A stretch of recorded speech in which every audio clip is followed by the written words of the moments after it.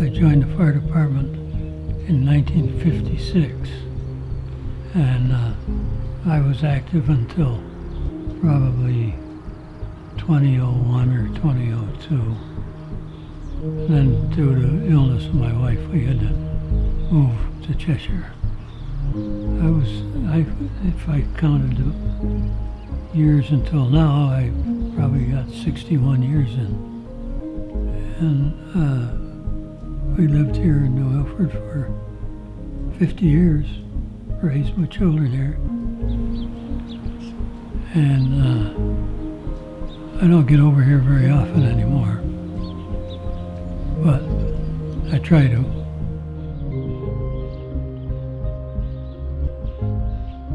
Well, like they say, why did you want to do this or that?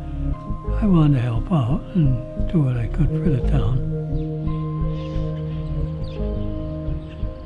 Oh, I went to work after I got out of Yukon. I came to work for what was then the Milford tractor. It was the building as you cross the bridge right on the left-hand side. It's now, it used to be a Chrysler dealer. It is now some kind of a dollar store or something. That's what brought me here.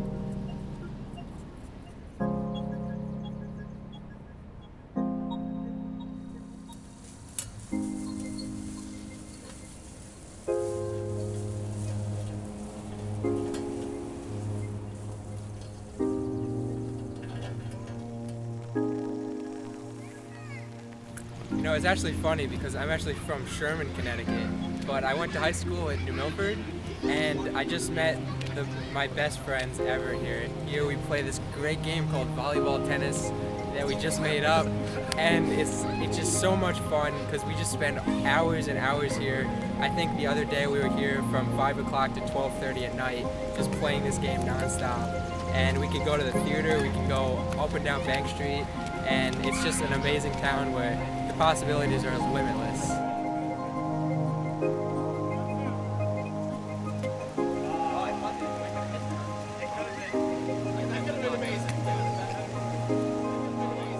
Yeah, like we've all known each other for years. The community is small enough that we grew up together, but it was really over the past maybe two in which we made these games that the friendship between us grew a lot more. We became much closer than your run-of-the-mill friend.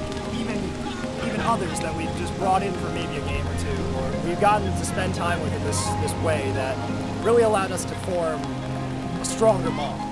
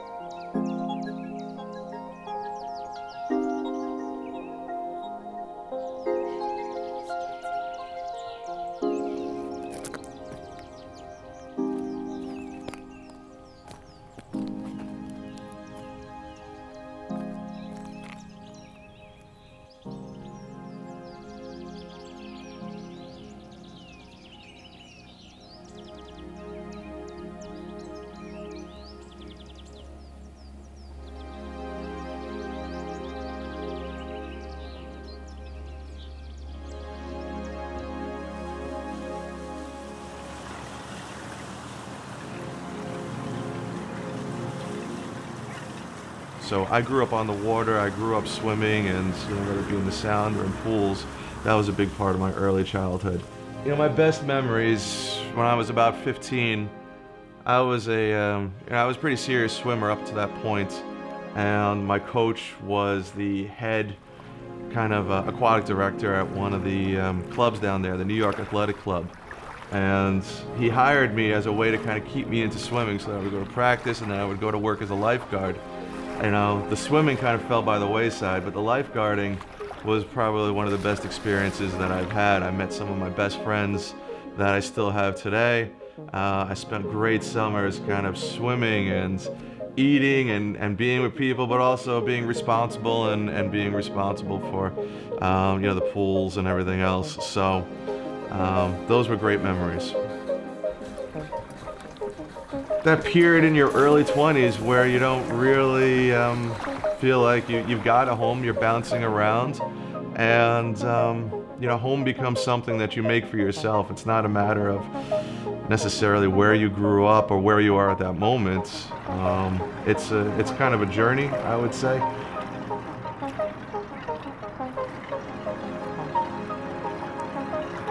But home for us is like, it's organic. It kind of grows between my wife and I and the circumstances and where we are at that particular time in our lives.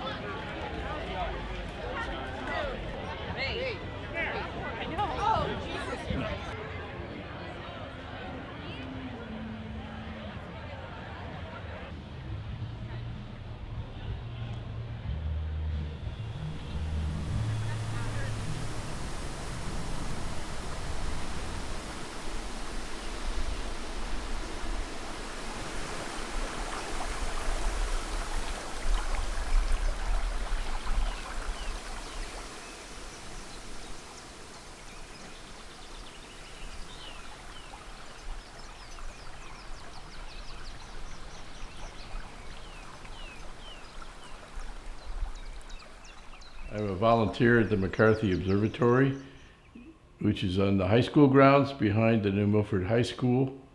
I'm a volunteer here, as are all of our members are volunteers. I was one of the co-founders of the observatory, along with a fine gentleman named Monty Robeson, and we started working on this project, planning it in April of 1998. I was interested in astronomy as an amateur astronomer before I met Monty Robeson, and had a nice telescope at home, enjoyed the heavens, learned about it, and he offered the opportunity to take our skills and knowledge and dedication to science and work with students to have them enjoy the heavens and get experience with science. So we both had similar backgrounds as amateur astronomers. I am an amateur astronomer in the true definition of the word amateur, from the French word amour, the love of.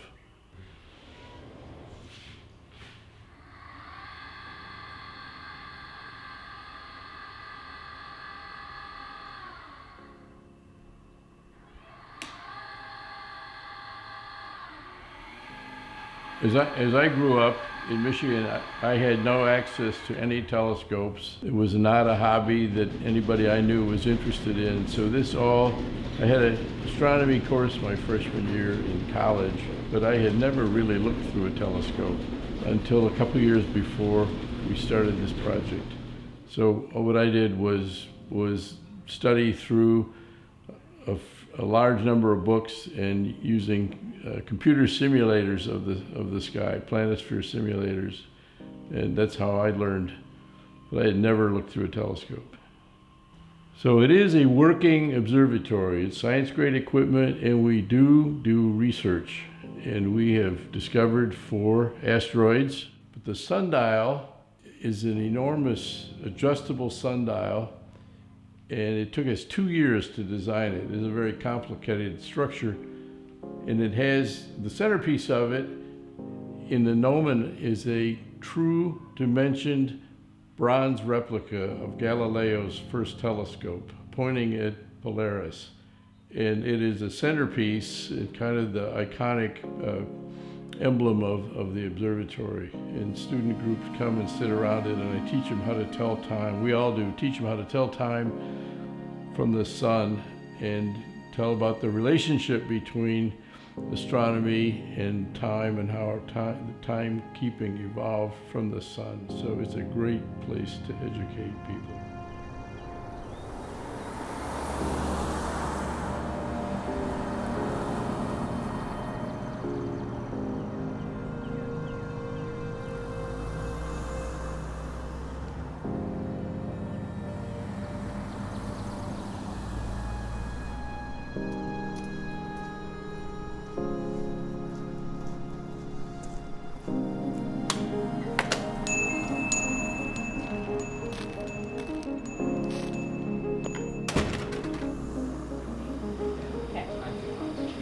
want you to make a wall, down, wall, wall, wall, wall. Okay, watch me do what I do here. Just lock along the top of that so you'll come up here. This will better fit you too. Slow down and compress your bottom. And I don't want the top, then the rest of it. Elbow. Good, beautiful. Good. Wow, Jay, lovely. Wow, lovely, lovely. Slow down. Good speed. Good. And you focus more this time here. Here. See what I'm doing right here? Use this one. But see how I'm just coming up, up, up? In many pulls.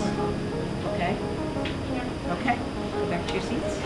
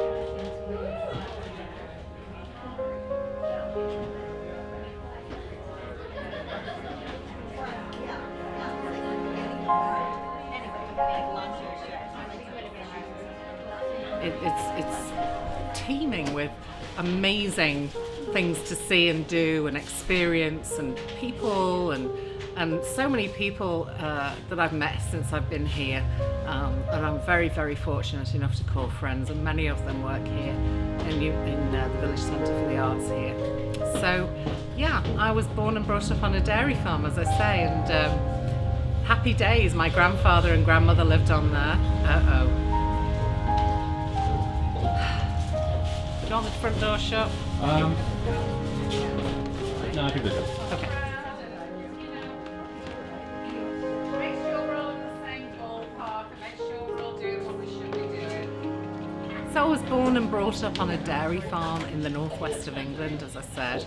My grandmother and grandfather lived there, and My mum and dad, when they got married, they rented a cottage there too. And I was very fortunate to have been brought up in that environment. Myself and my brother, we used to be taken to see the newborn calves the day after they were born. My granddad used to take us to see them, and they were just so cute and gorgeous. And I've always loved cows ever since then. They're the most wonderful creatures. We used to go and collect the hens' eggs and feed the hens. And, you know, it was a very bucolic upbringing, really. So I consider myself very fortunate in that. So how do I get to be in Village Centre for the Arts? Well, it's kind of an interesting story. I met Sharon, who is the creative director. I met Sharon down on the green at the Village Fair Days, which goes on every year in July, last weekend in July. And she was down there throwing pots, as she does.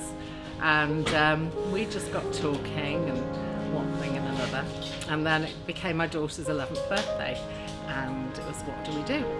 So I said, well, come on, let's go to that lovely little arts centre, and we can see what we can do, be creative. So her and two friends came along, and I set them to work with some canvases and brushes and paints. And they decided to do portraits of each other, which was really rather sweet. So I thought, well, if you can't beat them, join them. So I got a big canvas and I started to paint. I haven't painted since school, and that's a long time ago now, but I thoroughly enjoyed it, and I kind of came up with a memory, a seascape. It was, you know, it was an interesting piece of work.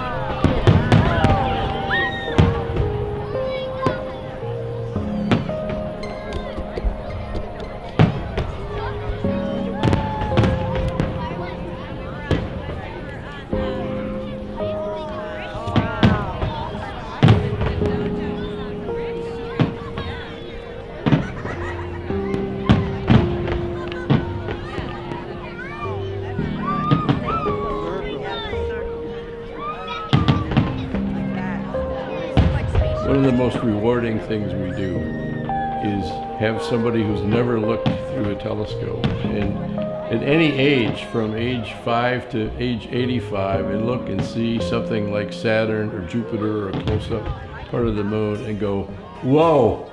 And they look and say, boy, I can't believe how beautiful that is. Or I had no idea we could see this kind of thing. And it does change their perspective. One of the interesting things, it makes people realize what an enormous universe we live in, and it changes people's perspective about the day-to-day things in their lives and think of a bigger picture. And we've seen that transformation in a lot of people. And that we think the younger we can get students to see that kind of thing, the more different their thinking can evolve to. That's really true. It's amazing to see.